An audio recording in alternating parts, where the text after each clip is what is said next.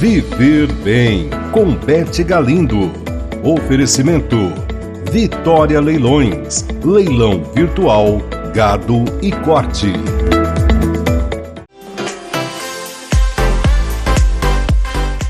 Olá pessoal, já estamos de volta com o programa Viver Bem e agora nós iremos falar de um assunto muito importante: depressão na terceira idade.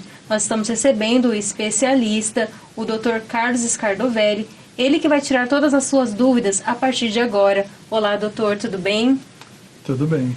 Doutor, é importante que assim que a pessoa perceber alguns sintomas já procurar um especialista?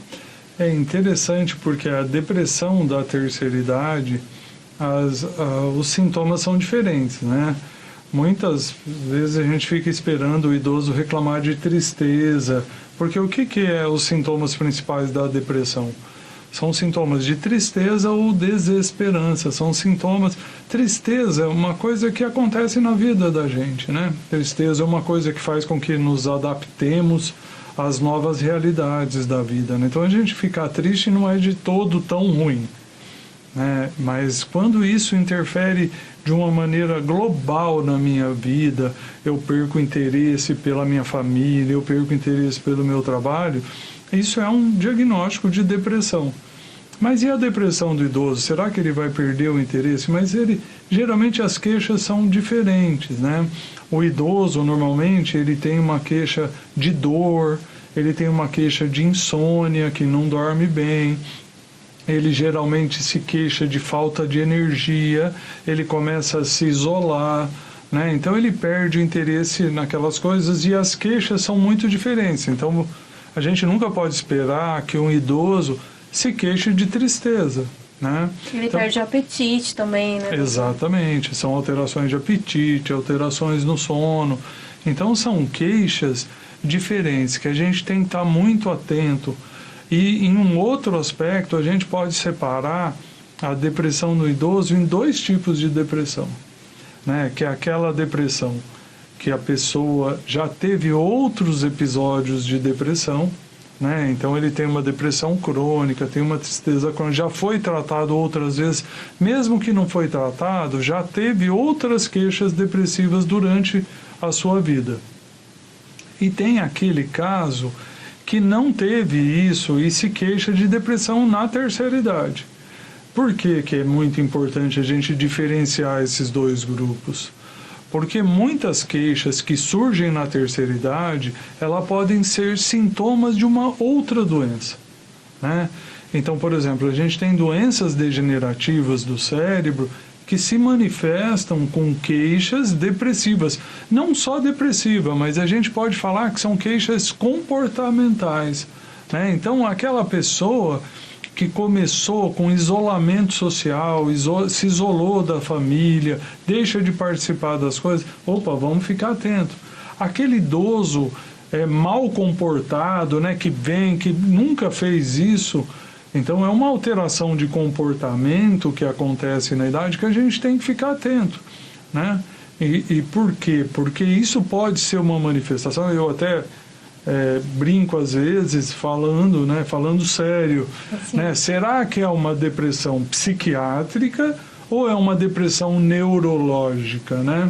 Porque ela advém de um distúrbio neurológico que está causando a depressão como um sintoma inicial, que a gente tem que ficar atento nesse caso, porque esse paciente pode estar começando um caminho de evolução para uma doença de Parkinson, para uma doença de Alzheimer, para uma demência frontotemporal. Então tem uma série de doenças degenerativas do meu cérebro que pode se manifestar como uma depressão inicial.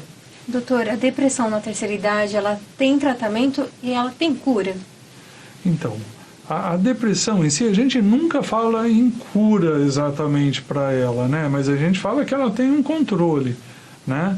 Então, tem tratamento sim, né? Então, as terapias, os psiquiatras estão aí atentos a esses quadros e os neurologistas mais ainda, porque quando a gente descobre uma doença degenerativa do cérebro, primeiro a gente faz essa grande descoberta, né? Vamos supor, Alzheimer. O Alzheimer tem esses sintomas. Depois de um determinado tempo, a gente vai buscar por que acontece essa doença degenerativa. A gente vai buscar a fisiopatologia da doença.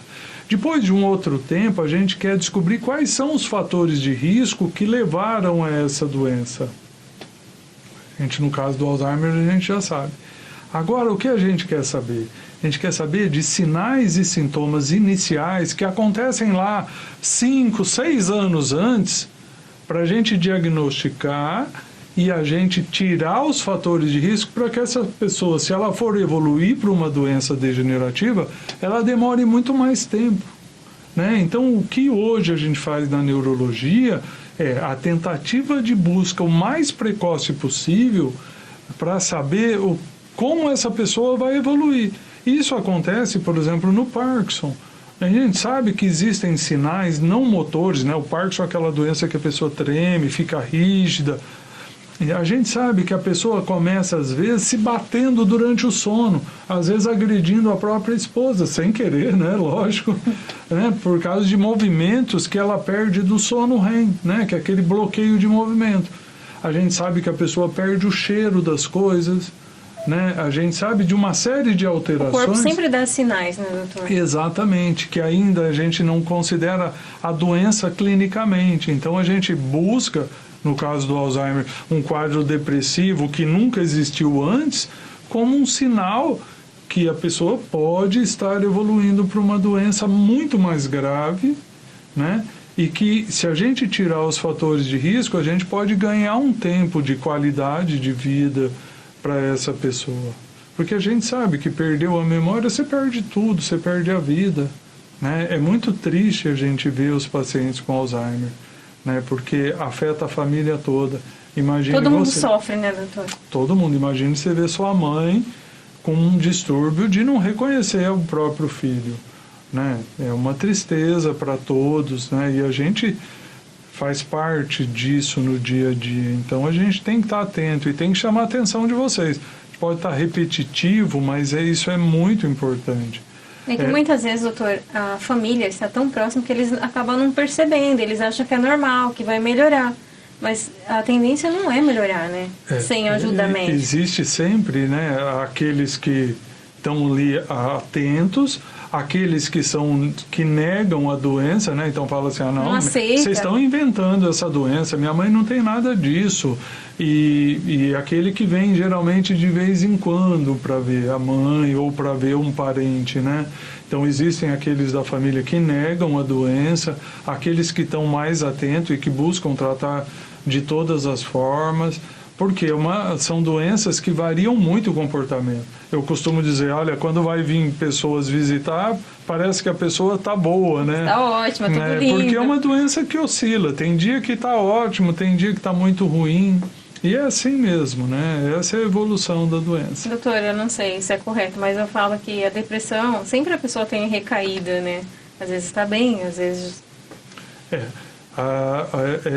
Essa variação de humor, ela é própria do ser humano, né?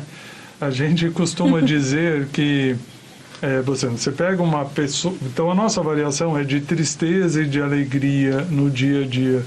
A gente costuma dizer, por exemplo, que a pessoa depressiva, ela tem uma variação maior de tristeza. E que a pessoa eufórica tem uma variação maior ali de agitação. E que são poucas variações que levam às doenças psiquiátricas, que levam aos transtornos. É uma variação da normalidade, né? Quem se fala, você é bipolar. Quem que um dia não amanhece triste e à noite está mais eufórico, né? Isso, só que não patologicamente, né? Nós sofremos essa variação dentro de uma normalidade. E as pessoas que têm a depressão, são ansiosos, isso já vira uma patologia. Então ela fica muito evidente, ela sofre com aquilo. Essa característica de sofrer, de gerar transtorno, né, que é um transtorno. E esses transtornos são muito variáveis, eles variam muito de pessoa para pessoa. Então tem que estar muito atento a isso, principalmente na terceira idade. Doutor, na terceira idade, então, as pessoas devem fazer o quê? Atividade em grupos? O que a pessoa deve fazer para melhorar essa depressão? É interessante, né? Lógico que a vida social é muito importante. né? E a gente mandava os idosos serem protagonistas da sua vida, né? Então vamos lá, vamos viver, vamos participar, vamos conhecer pessoas, né? E aí, de repente, com essa pandemia, a gente fala assim, ó, fiquem em casa, fiquem em casa, fiquem em casa. Imagine como essas pessoas estão mais depressivas, estão mais ansiosas, né? Isso realmente é um problema que veio, que é uma coisa nova que a gente está tendo que lidar. Mas eu digo muito, sempre, nas doenças degenerativas, a gente precisa estimular o nosso cérebro. E como que a gente vai fazer isso, né? Aprendendo coisas novas, com atividade física, com boa alimentação, né? Aprendendo coisas, dormindo bem, né? São coisas que a gente pode fazer no dia a dia, né? A gente costuma dizer que eu vou ser lá na frente aquilo que eu plantei hoje, né? Então é muito importante para a saúde das pessoas que elas foquem no que vai ser lá na frente, né? Então a gente não planta uma árvorezinha, se você não regar, ela não vai crescer saudável. E é assim com a nossa vida, né? Nós precisamos regar. E a rega principal é atividade física, boas noites de sono, boa alimentação, convívio social, dizer não ao sedentarismo. Isso é muito importante. Isso é para todas as idades, né, doutor? Para todas as idades, porque a gente vai colher lá na frente o que a gente fizer agora. Ok, doutor, muito obrigada pelas informações. Gente, eu vou encerrando a minha participação por hoje. Um grande abraço e eu te espero no próximo programa. Até lá. Viver Bem, com Beth Galindo. Oferecimento: Vitória Leilões, leilão virtual, gado e corte. Depois do médico, o farmacêutico de sua confiança. Quem mora no Mário Amato, Ana Jacinta e bairros vizinhos sabem onde encontrar. Drogaria Total Unidade Drogaria Galindo. Entrega a domicílio de segunda a sexta, das 8h30 às 20h30 e nos sábados, das 8 às 18 horas. Além de medicamentos, perfumaria de qualidade e excelente preço, tem farmácia popular. E atenção, horário de atendimento de segunda a sexta, das 7h30 às 22 horas. E aos sábados, das 8 às 21 horas. E feriados, das 8 às 13h30. Drogaria Total Unidade Drogaria Galindo. Avenida Gustavo Antônio Marcelino, 822. Mário Amato. Telefone 3909-1394. Hoje a Dida Ferramentas é concessionária Elite Steel. Também somos distribuidor Makita, com venda, locação e manutenção. Dida Ferramentas atua em Presidente Prudente em toda a região e vem facilitando a vida de grandes construtoras, engenheiros, mestres de obras, pedreiros e outras áreas da construção civil. Porque a Dida Ferramentas faz aliança com seus clientes para satisfazê-los. Dida Ferramentas, Avenida Brasil 2508. Venha conhecer a Monteiro Formaturas e Eventos.